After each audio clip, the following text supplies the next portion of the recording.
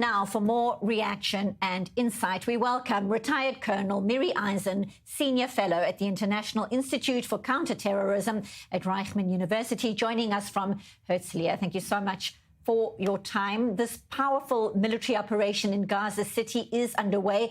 Gazans being evacuated to safe zones, as we just heard now in that report. Complicated terrain for the IDF. It's a densely populated Hamas stronghold.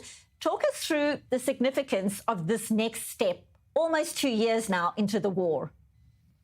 When the IDF went into the ground operation, Benita, it constantly said that what it's doing is it's going after the Hamas terror army.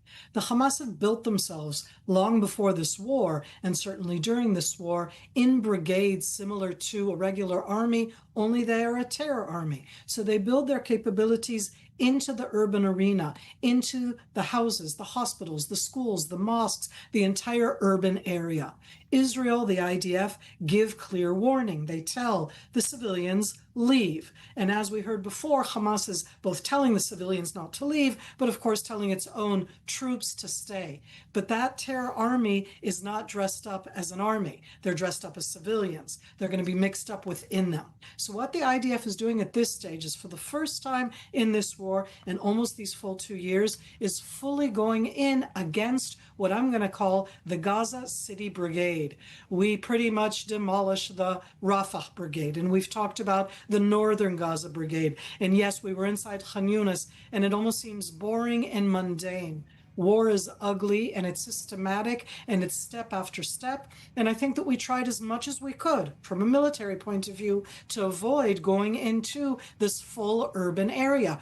Nobody wants to fight there. There is no pretty war. It means that you need to make sure that the civilians evacuate, leave. They're being told, they're being given a lot of warning. They've been given warning ahead of time. But as said before also, they didn't leave. Until you actually come in, they don't leave. If at this stage it's 40 or 50%, my fear, as happened in every single stage of the war, is that, Benita, 80% of the civilians will leave to an area where they're saving their lives. It's not exactly a lovely place, but it's about saving their lives. But that means that 20% stay, and that means that the IDF is going to be fighting against Hamas terrorists under the cover of civilians inside a civilian urban area, the worst kind of war there is. This is what Hamas very much planned. That doesn't mean that we don't fight it. It just means that it's hard. It takes time, step by step.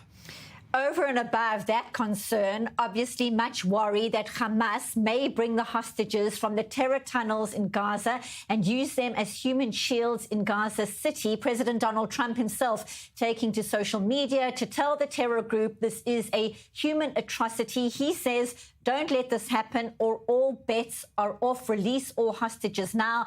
Just a short while ago, he's saying that Hamas will be in big trouble if that happens. But he's made threats before. How do you see this all unfolding? I don't see the United States or President Trump's threats being the ones that really make the impact on Hamas. I say it sadly. I wish that the United States had more impact on Hamas. I don't think they do. I think that the impact on the terror army Hamas, and I say it very sadly, Benita, is the violent action against them. It's making sure that we try as much as possible. We're giving early warning. We're telling people to live. But if I want to be able to move out of those areas, but what is Hamas doing? They're threatening in their terrorizing us, the Israeli public, about the hostages. And there is no easy choice. If you do not pressure Hamas, they're not going to release the hostages. When you pressure Hamas, they threaten us, they terrorize us by saying that they will execute the hostages or, for example, put them out above ground so that they'll be able to say, look, you killed your own hostages. How can you be worse in that terror aspect? And those are the choices we have right now. So in that sense, the military action itself does pressure Hamas, and it most definitely also threatens the hostages. And I say it very sadly, I don't see any easy way out.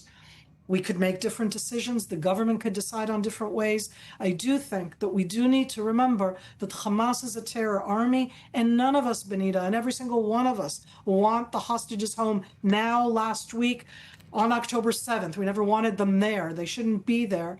Having said that, none of us want tomorrow morning, when the hostages are back, for Hamas to be there in its strength. And I don't know how to balance the both. And I want to hope that we're acting as a military. There are very strict rules on what you do in the opening of fire and what we call in military terms the rules of engagement. And they've always been there so that we don't inadvertently kill a hostage, which is a horrible scenario.